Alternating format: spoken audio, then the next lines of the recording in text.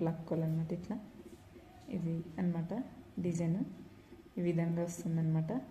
చీరకి ఇదే విధంగా వేసుకోవాలన్నమాట డిజైన్. ఇప్పుడు దీనికి థర్డ్ స్టెప్ ఏ విధంగా వేయాలో చూపిస్తా. థర్డ్ స్టెప్ను ఇప్పుడు థర్డ్ స్టెప్ అనమాట. ఈ లాక్ పైన లాక్ వేసుకోవాలన్నమాట. ఇక్కడ ఈ విధంగా మళ్ళీ ఇంకోసారి లాక్ వేస్తున్నాను అనమాట. ఇట్లా లాక్ వేసుకున్న తర్వాత ఇప్పుడు కుచ్చుళ్ళు యాడ్ చేసుకుంటున్నా నేను. ఇట్లా కుచ్చుళ్ళు యాడ్ చేసుకోవాలన్నమాట. ఈ విధంగా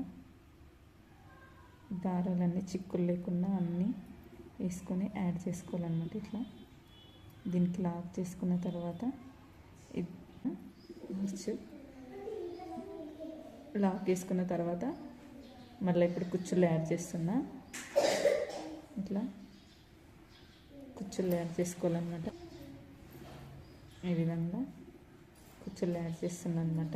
లాక్ వేసుకున్న తర్వాత ఇక్కడ మళ్ళీ ఇది ఎక్కడ దాకా వస్తుందో అక్కడ లాక్ పైన లాక్ వేసుకుంటున్నాను అనమాట. ఈ విధంగా ఇట్లా చూసుకొని లాక్ వేసుకోవాలన్నమాట. ఇట్లా ఇది లాక్ పైన లాక్ వేసుకోవాలన్నమాట. ఇక్కడ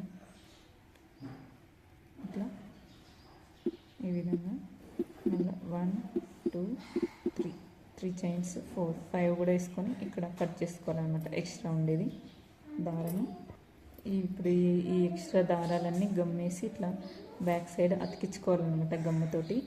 ఆర్చ్ అయితే ఈ విధంగా వచ్చింది ఫ్రెండ్స్. ఇట్లా ఉందన్నమాట ఆర్చ్. ఇట్లా మొత్తం చీరకి ఇదే విధంగా వేసుకోవాలి. ప్లీజ్ నా ఛానల్ సబ్స్క్రైబ్ చేయండి, లైక్ చేయండి, షేర్ చేయండి ఫ్రెండ్స్. ప్లీజ్ నాకు సపోర్ట్ చేయండి. ఫైనల్గా డిజైన్ అయితే ఈ విధంగా వస్తుందన్నమాట. ఆర్చ్ ఇట్లా వస్తుందన్నమాట. ఇంకా ఈ కుచ్చులు కొంచెం చిన్నగా వేసుకుంటే ఇంకా బాగుంటాయి. నేను కొంచెం పెద్దగా వేసాను అనమాట. ఇట్లా ఈ విధంగా వస్తుందన్నమాట ఆర్చ్. ఇట్లా చీరకు కూడా బాగా ఉంటుందన్నమాట వేసుకుంటే. నేనైతే ఇట్లా కొంచెమే వేసాను అనమాట డిజైన్ మీకు చూపించాలని. మీరైతే చీరకి వేసుకుంటే ఇంకా సూపర్ ఉంటుంది ఇది డిజైన్. ప్లీజ్ నా ఛానల్ సబ్స్క్రైబ్ చేయండి, లైక్ చేయండి, షేర్ చేయండి ప్లీజ్.